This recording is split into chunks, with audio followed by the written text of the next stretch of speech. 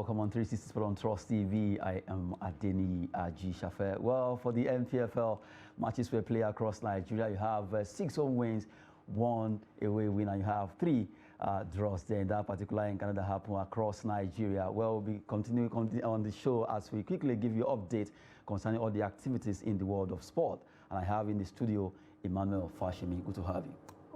Good. Thank you for having me, Denny. It was a wonderful weekend in MPFL. We actually had a lot of surprises. The second stanza has started after the election break, so we are back. We are back talking about the MPFL matches that were played over the weekend in the MPFL match day 10.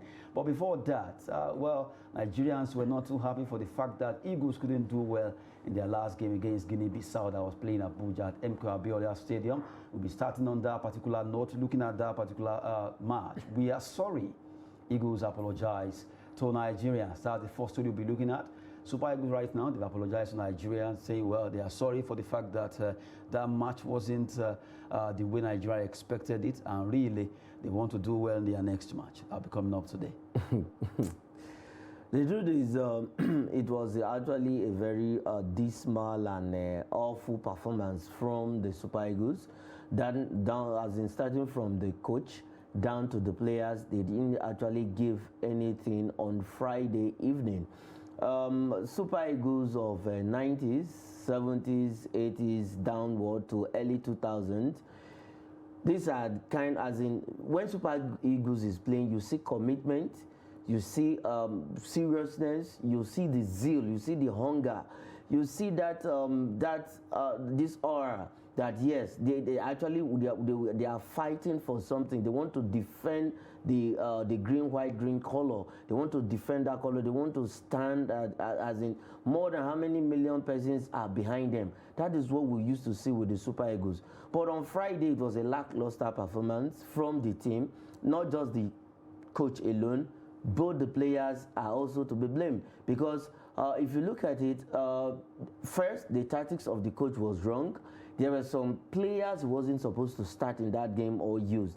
We cannot have one of the two best strikers when it comes to the Italian Serie A in that team, and we could not even score a goal. Let's even put the ball into the net and they say it's an offside or something happened. There was a foul leading to the goal and it was cancelled. Yes, but nothing to show at all. It beats my imagination. This is the 5th loss for Jose Pizarro. Where are we going to? Jose Pizarro, I'm saying it here again. I've said it before. Jose Pizarro is not the man for Super Eagles. He is not capable of leading the team. He doesn't have. This is somebody who was sacked from Venezuela after. He played 10 games and lost 7 of those games in Venezuela with just winning 1. So now he has come to Super Eagles. Here, this is his 5th loss, and we've not played the teams like Senegal, Morocco that are doing well in Africa. We've played Ghana. If we play them again, we will get the whooping of our life. We've not played teams like Cote d'Ivoire, Mali. These are some of the teams, when it comes to football in Africa, they are top notch. We've already played Algeria in the friendly, we lost. So if you look at the whole thing, Jose Pizarro tactics is not actually working for the Super Eagles. On Friday, you can't have a player who is scoring week in, week out in French league. You have a player who is scoring week in, week out in Italy, 2 of them in that team, and then Samuel Chukwueze who is also doing well, and then you come and play Kelechi Iheanacho behind Victor Osimhen. That was a wrong tactics. And now Kelechi Iheanacho and Samuel Chukwueze have the same style of play. They use their both of them use their left leg. Both of them are very weak when it comes to their right leg. So I expected that he would have played Terry Murphy behind Victor Osimhen. Would have seen those goals. There was no creativity in the midfield. The defense was flat-footed. So there was nothing to show. That was really. This is not the kind of super. Somebody called them super chicken. I think I want to go with that person. They are really super chicken because on Friday, it was a complete depleted Super Eagles. I don't think that team is ready to go to the Nations Cup, because if they are actually ready to go to the Nations Cup, even though the coach gets it wrong, now let me leave Jose Pizarro out of this. If Jose Pizarro is not getting it right, what about the players? They can take the move, they can take it upon themselves. Okay, let's do something. Let's even, change. Let's rewrite the wrongs. It's as if they're forgetting that we just lost the World Cup ticket just last year. How many months ago? To Ghana, right in this stadium. The same thing, they are on the verge of crashing out of the Nations Cup. Because what gives them, what would give them that mind that in today's game they are going to win?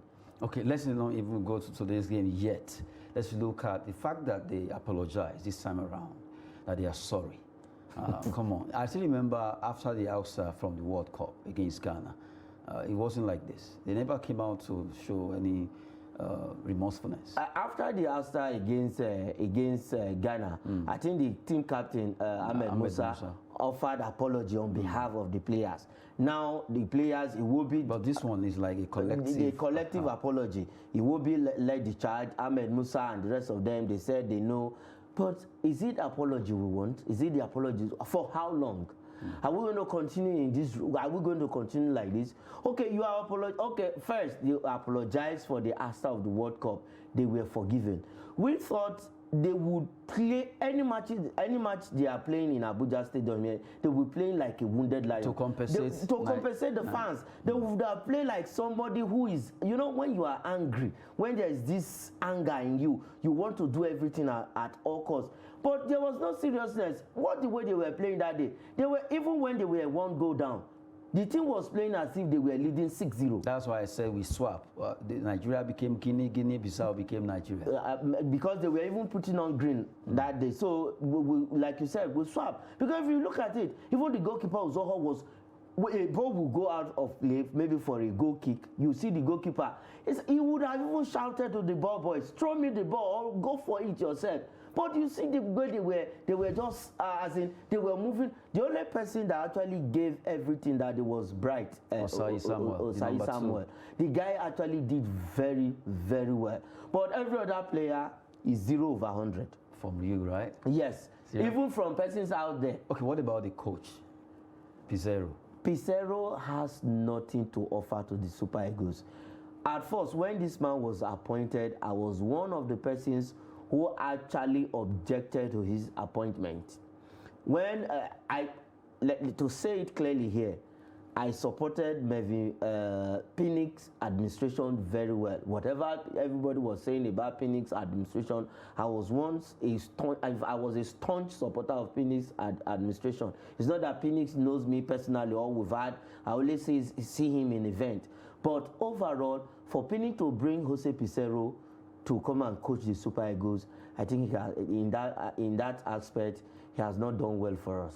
Well, from the way it is right now, a big one there for Nigerian Super Eagles right now, apologizing that they are sorry for the fact that they couldn't defeat the Jottos of Guinea-Bissau in that game. So painful. Nigerian lost against Guinea-Bissau in the first leg. The second leg will be coming up today, and it's a big one because right now the coach of Guinea-Bissau is already talking. Kande is saying, well, they've also defeated Nigeria. I will beat Super Eagles again in Bissau. What a statement. What a bold move by the man. Psychologically, is he trying to attack Eagles by saying that? Okay, on Friday before that, on Thursday before that game, during the pre-match conference and then their exercise game before, I spoke with the media officer of Guinea-Bissau, and he was telling me that they know that Super Eagles is actually a tough team. Super Eagles is not an easy nut to crack, and that they have come here prepared. If they can get a draw, that would be a very good result. And he said something that they are going to defend, they are not going to attack. They are going to sit deep to actually contain the Super Eagles and see how they can pick a draw, and probably when they go back home and then they can see if the result can favor them. But surprisingly, they got the result. They got all the 3 points. Now, the coach, even on that day after the game, the coach started talking about the nature of the condition of the pitch, and I felt so bad that after picking 3 points, the man started talking about the pitch, because why? Super Eagles gave him that opportunity, gave him that chance. In today's game, the man has every right to talk tough right now, because he's on top of the world. A team that is ranked 135 in the world, to Super Eagles that is ranked number 30 something in the world. I think they are also 35th or 33. They were third in Africa in standing order. Now losing to a team that is ranked 100 and something in the world. Look at the difference. Look at the gap. Not even a team that is maybe ranked 40, 50, close, 100 and something, beating the Super Eagles. Sincerely speaking, Jose Pizarro is not the man for the job. We have good hands, for God's sake. So the coach of Guinea-Bissau can talk as far as it stands right now. That man is seeing Super Eagles at the palm of his hand. Seriously? Yes. Well, from the way it is right now, the coach of Guinea-Bissau is really making a lot of mouth now that he will beat Super Eagles again in Guinea-Bissau. After all, they came to Abuja, Nigeria, to defeat us. And that's why the man has been talking tough that he would do it. But I'm only looking at maybe psychologically just trying to make some mind games there. Yeah, psychologically. Because he knows that Eagles are wounded. They really want to come out. No, they really want to come out at them. But we have to be careful in coming out to cancel that or to get all the 3 points. We have to be careful, because these guys are fast. Because if you look at the whole players that day, some persons were saying that they play in obscure league in the world. There was no home-based player. The guy that have scored plays in France. I don't understand in France. Score there. No, some of them plays in Iran. It's just because the fact that, let's just be sincere with ourselves. The fact that Nigeria, we tend to always want to look at other nations, understand, as like, oh, come on, we can brush. I still remember the guest that was here on Friday was saying, oh, Nigeria will beat Guinea. I said, are you sure? What if Guinea? We tend to believe that we are so superior when it comes to football. You understand? And that was the same thing that happened between us and Ghana. Yes. If you look at Chan, same thing happened between us and Ghana. If you look at our under 23. Look at what happened between Nigeria and Guinea. So it's high time we begin to erase that mentality that, come on, Guinea-Bissau is not even up to a state. But look at what they did against us. They stay back, watch us, look at all the style we're bringing. In the first 15 minutes, Nigeria dominated that match. Everybody was clapping. But after the 15 minutes, they went out, they fizzled out, and they couldn't just show the Super Eagles that started the game with so much promises. And it was like the Guinea-Bissau, they were really careful. If you watch the match very well, the first 15 minutes, they were very careful, trying to understudy us, and really, they got us, and opportunity they got, they were able to score a counter. Yes, it was a counter-attack. Like I said, the media officer, Carlos, by name, Carlos Perez, already told me that they are going to see deep defend and then probably hit the Super Eagles on the counter-attack. I was privileged to that information, but I'm not the coach. He has told me a little bit of their tactics, which actually worked. But as a coach, on that very day, after the first 15 minutes, we were all over the Jutors. Super Eagles was as if we are going to tear this team apart. After the 15 minutes, what happened? As a coach, when you notice that the tempo has dropped, what do? You change your tactics. You talk to your players. You go to the sideline. Look at, okay, these guys are sitting deep. Don't forget that these guys are going to hit you on the counter. You change your formation to 4-4-2. Also block those loopholes where they are going to hit the counter from. And if you look at that guy that scored the Balde, he plays in Troyes. He's a fast player. So what do? They tried it the first time, they didn't get that goal. What do? You plant a man behind. And if you look at that, the Apoguma and Bassi were moving at the same time. At least in one. fact, they beat. Look at. He actually beat Akpoguma. Basi to stay behind. Both of them seem to be like, well, let's see what he's going to do, because they were not too serious. They were not. They were out of position. At least them. One of them would have stayed back and then watch close. If you look at the two of them, were going out at the same time, leaving that space open. And Ndidi, who's just coming back from injury, I would have preferred what's his name, Onyeka, to start ahead of Ndidi on that particular day, or sacrifice Iwobi for Onyeka, and Ndidi blocked that place. If you notice, Iwobi wasn't playing at the normal wing he plays. He was the creative. He was the. But that day he wasn't playing. But he was not coming back, and the defenders were headlong onto the ball. Iwobi's duty was come back, get the ball from the defenders, take this ball off front, spread the ball around, play from the wings. And Samuel Chukwueze also getting some ball. At least Victor Osimhen is good with area ball. Drop those balls in there. He wasn't doing that. So even from like I said, from Jose Pizarro down to the players, all of them are to be blamed. Outside that young man, because he did all he can. He played his best. He defended well. And sincerely speaking, Zaidu Sanusi was completely out of that game. I don't really know what happened to Zaidu Sanusi. All of them. He was static. The only player his movement was not even good. He was not able to support the attack. He goes out of position. And if the goal came from, and if you watch all the attack from the Guinea-Bissau that day, came from the left side of the left side of the pitch, where Zaidu Sanusi was actually playing. So a lot was really wrong with the team, with the whole setup, with the tactics. If Jose Pizarro wants to get the win today, then he should start Terry Murphy, bench Kelechi Iheanacho for me, play Frank Onyeka. Maybe you should leave that. Yeah, let's not break that one yet. But really, we've been talking concerning Super Eagles versus Guinea. That match will be coming up later in the day. But right now, see, looking at the one they did on Friday, that didn't go well with a lot of Nigerians. People have not been too happy for the fact that Eagles have been lackluster when it comes to performance in their qualifiers or any competition so far. They've been losing matches at what kind of... a lot of people are not just happy about Eagles for what they are doing right now. They just need to up their game. If they are to get that selection, according to NFF President Musa Gusso saying, Ibrahim Gusso rather, that total commitment will determine, or is the yardstick now to play in Eagles. And I asked a question: how do we know if a player is committed to bring them from Europe?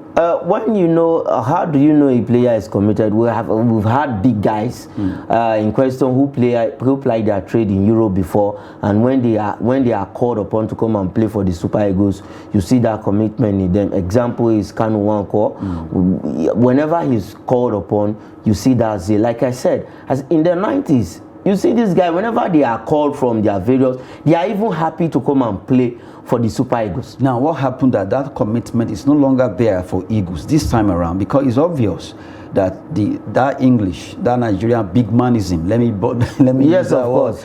So it's still there. That commitment, that passion. This is my country, this is my fatherland. Oh, this is Super Eagles. I don't mind what happened.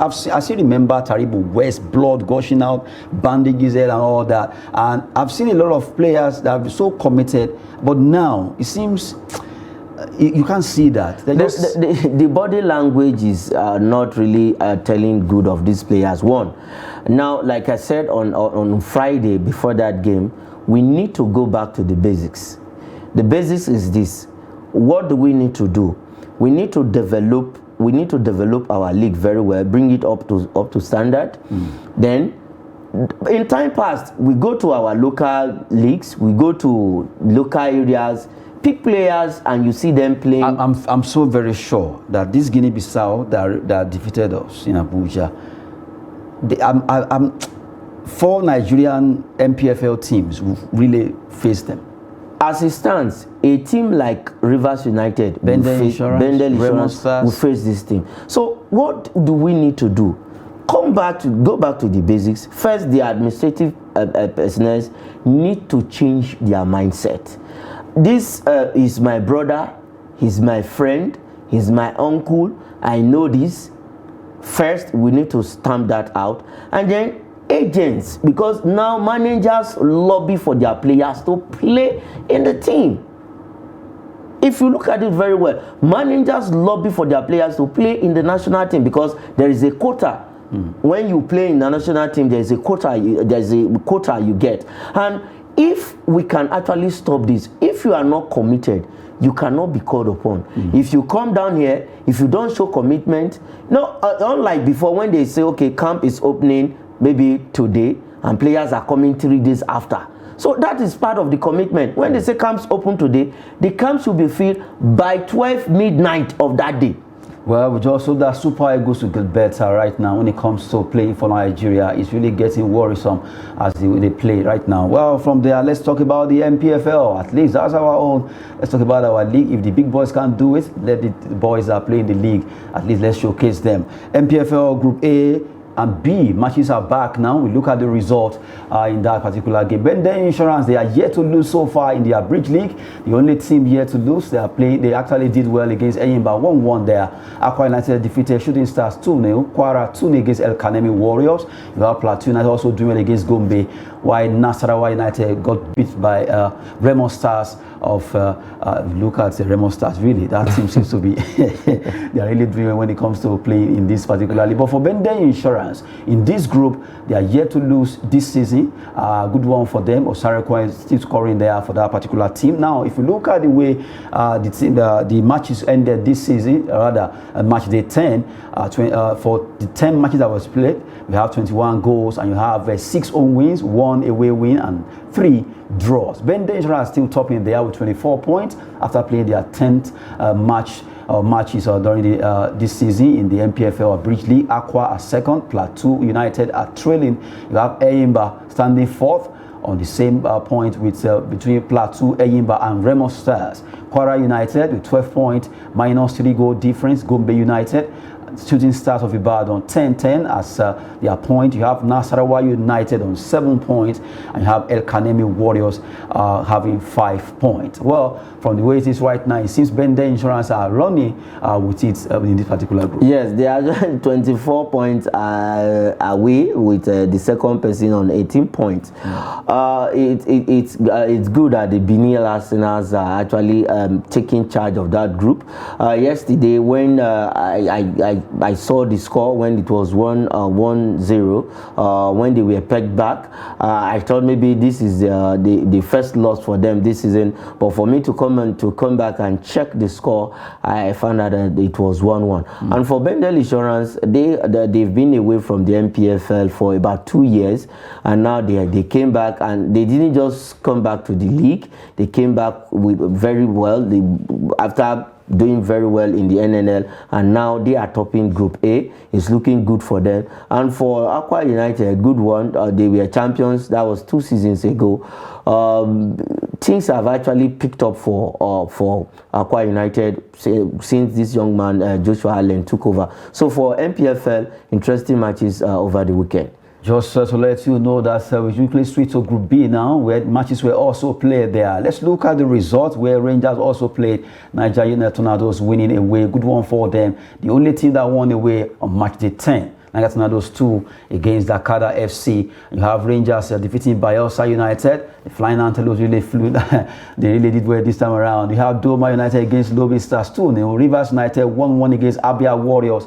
And you have Wiki Torres sharing the spoil against Sunshine Stars of Akure in those games. Looking at the table right now, it's getting better. When you look at Group B quickly, let's look at how the table is standing there in that particular Group B as we talk about the MPFL. Well, while we're waiting for that table there, from the way it is, Rivers United, the defending champion, they seem to be getting it right now, having 19 points. Lobby Stars are also trailing, although the two of them seems to be ready to battle for this particular one. Nigerians are standing toward now 18 points. Sunshine Stars 16. Abia Warriors have 15 there. Doma United, good one for them. The newcomers are really fighting with the big boys. Enugu Rangers, you have Wiki Torres, Bayelsa United, and Dakada FC. What's happening to Dakada? I think Dakada this season, you know the meaning of Dakada in Akwa Ibom. It means to stand up. Right now they are not standing up; they are down there, and I'm surprised for Abia Warriors with their performance this season. For them to even go to Port Harcourt and pick an away draw against the defending champions, it was a good one. And congratulations to Abia Warriors. They started the season on a very poor note, but they had to pick up the pieces, and now they are doing very well for themselves. And for Rivers United, I think they are doing well too. For Rivers United, playing in the continent, they were the only team that was not on break during the election break, because they were busy with the continental engagement, and now they had to play some of their standing games even within those periods of break. And yet, that's a team that is actually ready for the business, despite the fact that they were busy with CAF Confederation, playing all these scheduled matches in the MPFL. Now they pick up again from these matches. So, like I made mention the other time, it is motivation.